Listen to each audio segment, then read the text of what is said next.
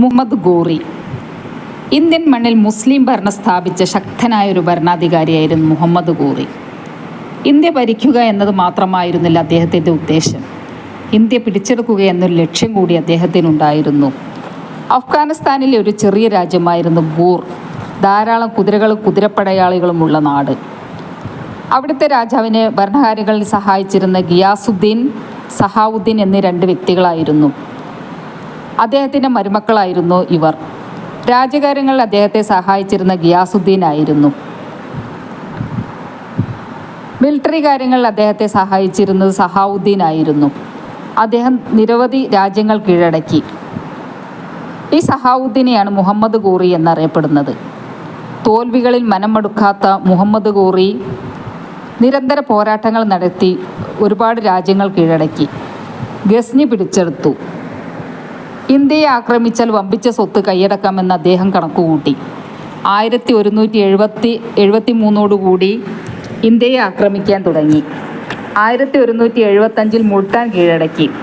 അവിടുത്തെ അവസ്ഥ അതിന് അനുകൂലമായിരുന്നു. 1182 സിന്ധ് പിടിച്ചടക്കി. പഞ്ചാബ് കീഴടക്കി. 1190 പെഷ്വാർ, ലാഹോർ എന്നീ രാജ്യങ്ങൾ കീഴടക്കി. 1191 തറൈൻ എന്ന സ്ഥലത്ത് വെച്ച് അന്നത്തെ ഡൽഹിയിലെ സുൽത്താനായ പൃഥ്വിരാജ് ചൗഹാനെ നേരിട്ടു. പൃഥ്വിരാജ് ചൗഹാനും മുഹമ്മദ് ഗോറിയും തറൈൻ എന്ന സ്ഥലത്ത് വെച്ച് ഏറ്റുമുട്ടി. ഒന്നാം തറൈൻ യുദ്ധത്തിൽ പൃഥ്വിരാജ് ചൗഹാൻ മുഹമ്മദ് ഗോറിയെ പരാജയപ്പെടുത്തി. ഗോറി അഫ്ഗാനിസ്ഥാനിലേക്ക് തിരിച്ചുപോയി. എന്നാൽ ഒരു വർഷത്തിന് ശേഷം അദ്ദേഹം ഇന്ത്യയിലേക്ക് തിരിച്ചു വന്നു.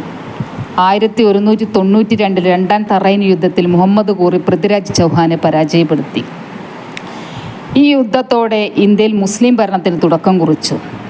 ഒന്നാം താനേശ്വർ യുദ്ധം എന്ന് ഈ യുദ്ധം അറിയപ്പെടുന്നുണ്ട്.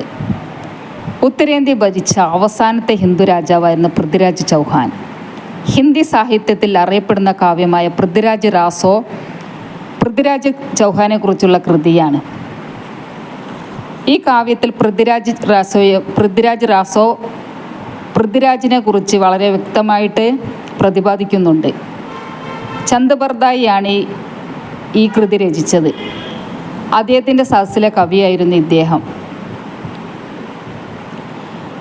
ബക്തിയാർ ഖിൽജി എന്നൊരു യോദ്ധാവ് ഇദ്ദേഹത്തിൻ്റെ കൂടെ ഉണ്ടായിരുന്നു. അദ്ദേഹമാണ് നളന്ദ സർവകലാശാല തീയിട്ട് നശിപ്പിച്ചത്.